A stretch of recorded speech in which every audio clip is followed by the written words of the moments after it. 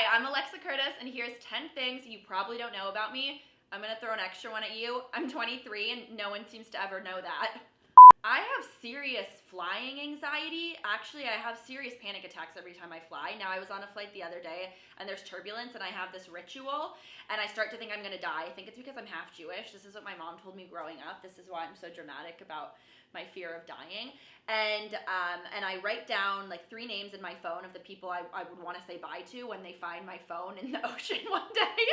And then I have to take my headphones out and I sit there and I tell myself that like this is it and this is what was meant to happen if I'm gonna die. And then it usually evens out. I'm not dead yet, but that's a serious issue for me. I could eat chocolate all day, every day. I also really, really like truffle and mushrooms. I think oyster mushrooms in particular are the best food ever.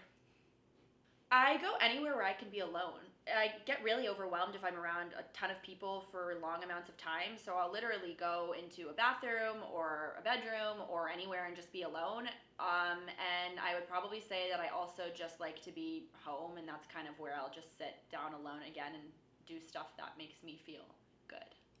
My favorite restaurant in the world is probably the Smith in New York City. Have you been there? I have. Love the Smith. People think it's so overrated. No, it's good. I think it's so good. And then my second favorite restaurant would probably be, there's a place in the East Village too called Takahashi Sushi. It's really good.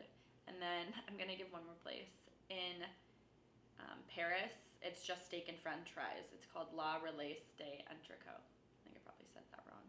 Yeah, I never wanted kids until my sister had kids.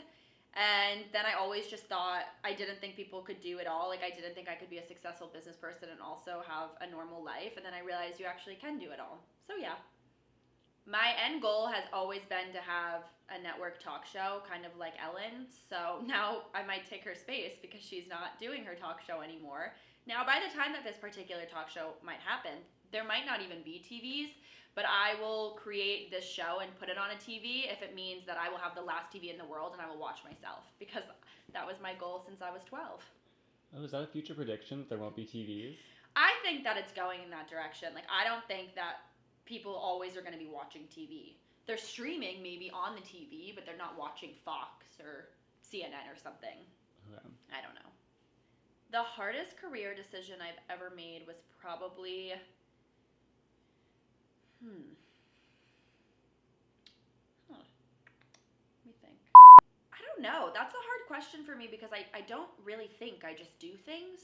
And then I learn the hard way after that. So I would certainly say that signing with Disney was a more difficult decision for me once I realized how it could go both ways. Like, it could make me stuck in a category for kids for forever, or it could allow me to still do what I wanted to do after I would come to leave them.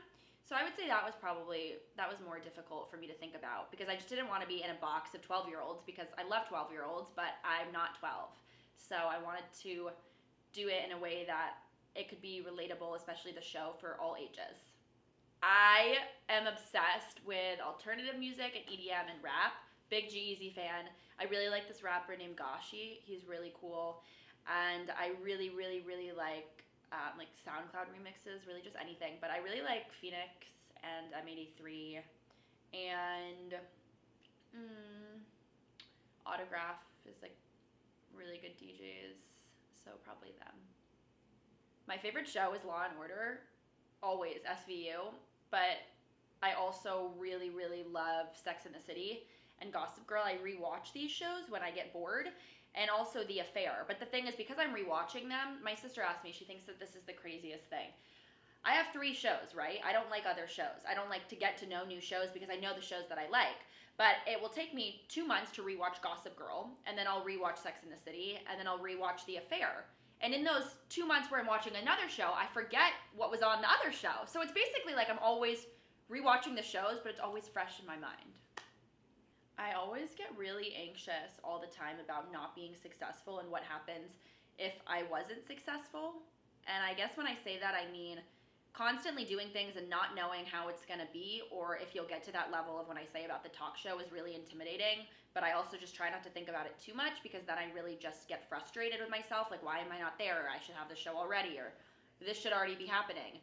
But that is certainly something that goes through my mind a lot, and I just try to push it out of my mind as much as I can. I'm most confident about my ability to connect with people and inspire them. If there's one thing that I feel I do right, it's that. So the other stuff is all just background noise if you know what you're good at. I liked that question. Questions with me, Alexa Curtis.